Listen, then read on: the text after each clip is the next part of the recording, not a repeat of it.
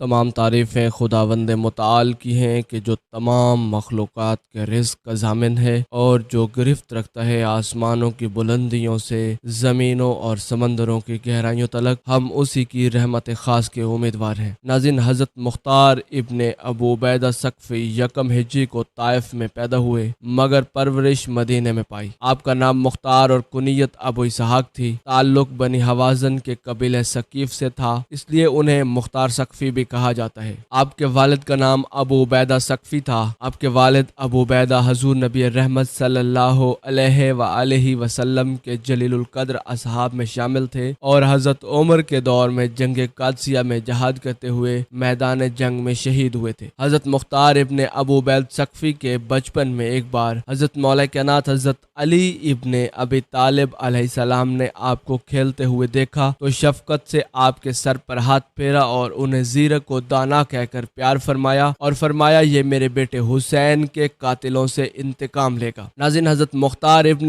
ابو عبید ثقفی تاریخ اسلام کے ان چند حکمرانوں میں سے ایک ہیں جو مودت اہل بیت سے سرشار تھے۔ انہوں نے بنو امیہ کے خلاف تلوار اٹھائی اور کربلا میں امام علی مقام امام حسین ابن علی علیہ السلام کی شہادت کا بدلہ لیا اور سینکڑوں قاتلان حسین کو قتل کیا، جس میں شمر بھی شامل تھا، جس نے امام حسین ابن علی علیہ السلام کا سر جسم سے علیحدہ کر کے نیزے پر دمشق بھجوایا تھا، اور حرملہ لعین بھی، جس نے امام حسین ابن علی علیہ السلام کے کم سن 6 ماہ کے بیٹے حضرت علی اصغر علیہ السلام کو تیر سے شہید کیا تھا، وہ محبان اہل بیت میں سے تھے۔ حضرت مختار ابن ابو عبیدہ ثقفی نے عمر ابن سعد اور ابن زیاد کے سر امام زین العابدین علیہ السلام کو بھیجے تو انہوں نے حضرت مختار کے حق میں دعا فرمائی۔ اسی طرح امام محمد باقر علیہ السلام نے بعض نکتہ چینوں کو کہا کہ مختار کو گالی نہ دو کیونکہ اس نے ہمارے قاتلوں کو قتل کیا اور ہمارے خون کا قصاص لیا ہے۔ حضرت امام جعفر صادق علیہ السلام نے فرمایا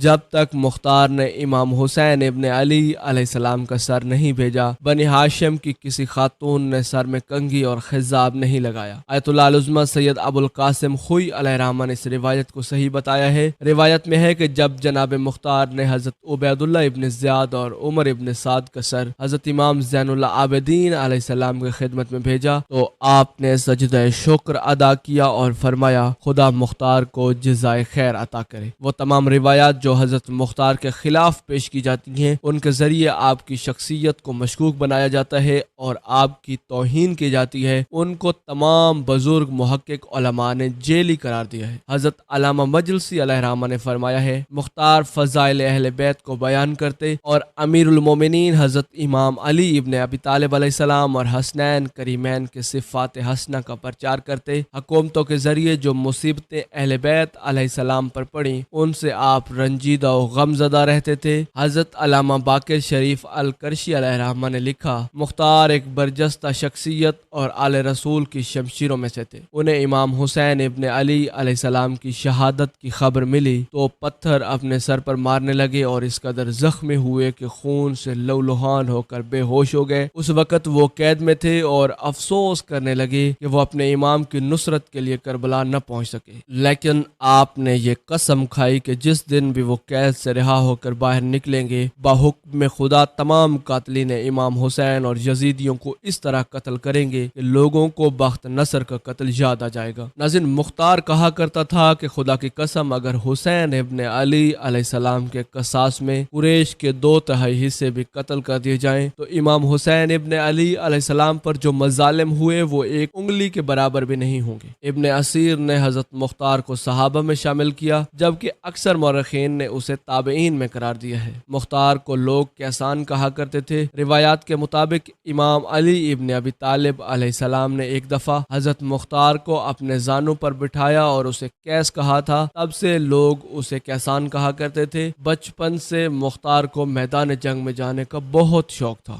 جب آپ 13 سال کے تھے تو اس وقت مسلمانوں اور فارسیوں کے درمیان جنگ قادسیہ لڑی گئی تھی۔ وہ اس جنگ میں شریک ہونا چاہتے تھے لیکن کم عمر ہونے کی وجہ سے ان کے چچا سعد بن مسعود نے انہیں اس جہاد میں شریک ہونے کی اجازت نہیں دی اور اس جنگ میں حضرت مختار کے والد اور بھائی شہید ہو گئے تھے۔ جب یزید ابن معاویہ ابن ابو سفیان تخت نشین ہوا اس وقت حضرت مختار کوفہ میں تھے۔ جب انہیں انہیں خبر ملی کہ امام حسین ابن علی علیہ السلام نے یزید کے ہاتھوں پر بیعت کرنے سے انکار کر دیا ہے، تو اس نے امام حسین ابن علی علیہ السلام سے خط و کتابت کی اور کوفہ و بصرہ کے لوگوں کو اس بات پر آمادہ کیا کہ وہ امام علیہ السلام کے ساتھ مل کر بنو امیہ کی حکومت کا تختہ پلٹ دیں، کیونکہ امام علی مقام دنیا اور آخرت کے امام اور مسلمانوں کے رہنما ہیں۔ لہٰذا امام حسین ابن علی علیہ السلام کی حمایت کرنے اور لوگوں کو یزید کے خلاف بغاوت پر آمادہ کرنے کے جرم میں یزید کے ظالم گورنر عبید اللہ ابن زیاد نے مختار کو حراست میں لے لیا، اسے 100 کوڑے لگائے اور ان کی ایک آنکھ کو زخمی کر کے قید میں ڈال دیا گیا۔ ناظرین، 10 محرم الحرام سن 61 ہجری کو امام علی مقام امام حسین ابن علی علیہ السلام اور آپ کے ساتھیوں کو میدان کربلا میں بے رحمی کے ساتھ شہید کر دیا گیا اور آپ کے سر اقدس کو کاٹ کر ابن زیاد کے دربار میں پیش کیا گیا۔ ابن زیاد کے حکم سے مختار کو امام حسین ابن علی علیہ السلام کے سر کو دکھانے کے لیے دربار میں بلایا گیا۔ مختار نے جب امام حسین ابن علی علیہ السلام کے سر مبارک کو دیکھا تو بہت گریہ وزاری کرنے لگا اور روتے ہوئے اپنے سر پر مارنے لگا، اور اسی وقت اپنے دل میں یہ قسم کھا لی تھی کہ وہ امام کے قاتلین کو چن چن کر مارے گا اور آپ کے اہل بیت کا قصاص لے کر رہے گا۔ ناظرین، کچھ دنوں بعد ابن زیاد نے مختار کو قید سے رہا کر دیا اور اسے حکم دیا کہ وہ کوفہ سے باہر چلا جائے۔ حضرت مختار نے کوفہ کو خیر آباد کہا اور اپنے سینے میں دہتے ہوئے بدلے کی آگ کو لے کر طائف چلا گیا۔ مختار نے بہت صبر اور حکمت سے کام لیا اور اس نے سب سے پہلے اپنے تمام پرانے ساتھیوں کو جمع کرنا شروع کیا اور ایک چھوٹی سی فوج بنائی۔ حضرت مختار ابن ابو عبید الثقفی پرانے ساتھی حضرت ابراہیم ابن مالک اشتر کو بھی اپنے ساتھ ملا لیتے ہیں، جو حضرت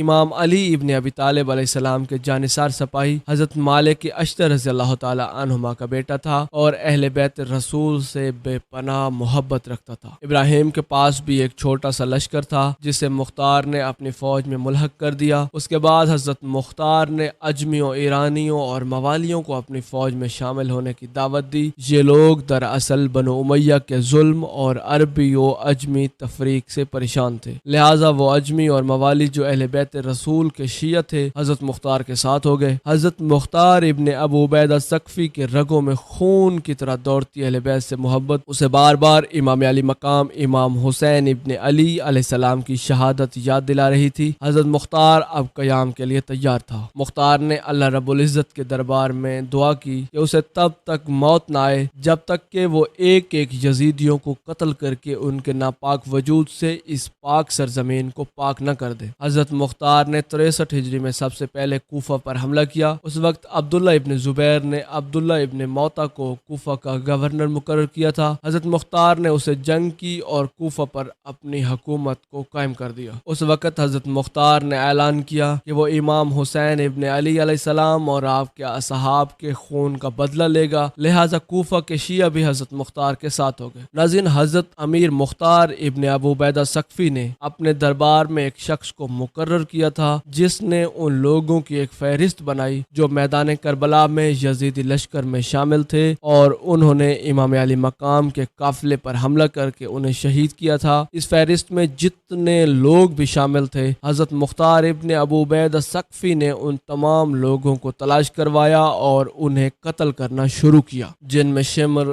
خولی، عمر ابن سعد شامل تھا۔ کہتے ہیں کہ جب مختار ان قاتلین کو پکڑتا تو ان سے پوچھتا کہ کربلا کے میدان میں تم نے امام حسین ابن علی علیہ السلام پر کیسے کیسے ظلم کیا۔ وہ پوری داستان سناتا اور حضرت مختار اس داستان کو سن کر زاروں قطار روتے۔ سن 67 ہجری میں مختار کے سپہ سالار اور ساتھی حضرت ابراہیم ابن مالک اشتر نے عراق کے مقام موصل پر ابن زیاد سے جنگ کر کے اسے بھی قتل کر ڈالا۔ ناظرین، ابن زیاد وہی شخص تھا جس نے امام حسین ابن علی علیہ السلام کے کٹے ہوئے سر پر چھڑیاں مار کر ان کے سر اقدس کی بے حرمتی کی تھی، لہٰذا حضرت مختار نے ابن زیاد کے کٹے ہوئے سر کو کوفہ بھیجنے کا حکم دیا اور بالکل اسی مقام پر اس لعین کے ناپاک سر کو رکھا جہاں اس نے امام حسین ابن علی علیہ السلام کے پاک سر اطہر کو رکھا تھا۔ ناظرین، ترمذی شریف میں روایت ہے کہ جب ابن زیاد کے سر کو کوفہ کی مسجد میں رکھا گیا تو ایک سانپ ظاہر ہوا اور اس کے ناک کے ایک سوراخ میں داخل ہو کر دوسرے سوراخ سے نکل گیا، اور اس طرح اس سانپ نے 3 دفعہ یہ عمل کیا اور وہاں سے چلا گیا۔